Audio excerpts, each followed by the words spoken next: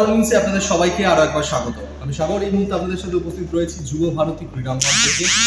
Mohammedan east Bengal দুই দলই যুব ভারতী ক্রীড়াঙ্গনে প্রি ম্যাচ প্রেস কনফারেন্স সেরে নিল। ইস্ট বেঙ্গলেরা উপস্থিত হয়েছিলেন অস্কার ব্রুজো এবং নতুন ফুটবলার মেসি বাউল। আর ঠিক পাশাপাশি তার কিছুক্ষণ পরেই মোহামেডানের পিসি সেখানে মেহেরাজউদ্দিন। আমরা সবাই জানি যে চেন্নাইয়ের শপ তিনি কিন্তু মাঝ পথেই দলকে ছেড়ে চলে গেছেন। তিনি আসবেন কি আসবেন না সে নিয়ে প্রচুর অনিশ্চয়তা, প্রচুর নানান টালবাহানা হচ্ছে। তারপরে আজকের মেহেরাজউদ্দিনের সঙ্গে উপস্থিত হয়েছিলেন জুডিকা।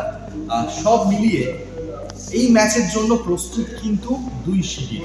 তবে সব থেকে বড় একটা চমকপ্রদ কথা বলে গেলেন মোহামেডান কোচ মেহেরাজউদ্দিন। কি বললেন? আমরা সবাই জানি যে ইস্ট বেঙ্গল 11, মোহামেডান 13। একদম নিচের সারির দিকে রয়েছে দুই দলের মধ্যে লড়াই।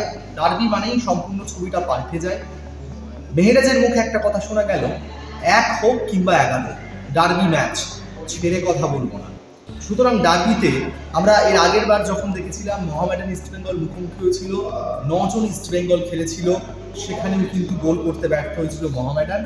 এবারে যখন ফিরতি লেগে আবার মুখোমুখি হচ্ছে দুই দল, তখন কিন্তু দেখার বিষয় থাকবে যে মোহামেডান না ইস্ট বেঙ্গল 3 পয়েন্ট শেষের দিকে যেতে যেতে তুলে নিয়ে যেতে পারে কিনা। তবে ইস্ট বেঙ্গলে রয়েছে চোট সমস্যা। জিকসান নেই, সেলিস নেই। সেলিস এসে দলকে একটু ভরসা দিয়েছে, চমকপ্রদ ফুটবল উপহার দিয়েছে সমর্থকদের। সেলিসের না থাকাটা নিঃসন্দেহে বড় ধাক্কা। জিকসান সেলিসের পাশাপাশি মহেশকে নিয়ে একটু ডাউট রয়েছে। ক্লেটন নেই, হিজাজি তো চলেই গেছে, আগে সিজন আউট হয়ে গেছেন ফুটবলার। সব মিলিয়ে কিন্তু বেশ সমস্যা ইস্ট বেঙ্গল। কোচ অস্কার ব্রুজোকে বলতে শোনা গেল পিসিতে যে সব কিছু ঠিক আছে, কিন্তু আমাদের একটাই সমস্যা বারবার ডোবাচ্ছে, চোট সমস্যা। তবে সামনে এএফসি কাপের কথা মাথায় রেখে তারা কিন্তু তাদের যে কটা ম্যাচ পড়ে আছে প্রস্তুতি ম্যাচ হিসেবেই তারা দেখতে চাইছেন। পাশাপাশি কোচ এটা জানালেন যে আমাদের এই কয়েকটা মাস, ডিসেম্বর থেকে শুরু করে জানুয়ারি ফেব্রুয়ারি, এই মাস কয়েকটা কিন্তু তাদের জন্য খুবই গুরুত্বপূর্ণ, ভাইটাল। মার্চের এএফসির কথা মাথায় রেখে সুপার 6-এ দুই দলই যেতে পারবে না, তারা বহু দূর। সেই থেকে এবছরের শেষটা মোহামেডান যাতে যে কটা ম্যাচ বাকি ভালো করতে চাইছেন, পাশাপাশি ইস্ট বেঙ্গল যে কটা ম্যাচ বাকি রয়েছে সেই ম্যাচ কটাকে এফসির প্রস্তুতি হিসেবেই দেখতে চাইছেন। মোহামেডানের কাসিমভ নেই, কাসিমভের না থাকাটা বড় ধাক্কা। জোসেফ আস্তে আস্তে ফিরছেন, কিন্তু তিনি থাকবেন কিনা থাকবেন না সেটা একটা বড় বিষয় থাকবে। রবি হাসদা ইস্টাফুল আইএসএল অফিসিয়াল ওয়েবসাইটে দেখাচ্ছে তাদের রেজিস্ট্রেশন কমপ্লিট হয়ে গেছে আইএসএল। কোচকে যখন জিজ্ঞেস করা হয় মেহেরাজউদ্দিনকে, তিনি বলেন এই বিষয়ে জানা নেই, ইস্টাফিলের হয়ে গেছে এটা তিনি কনফার্ম বলেছেন।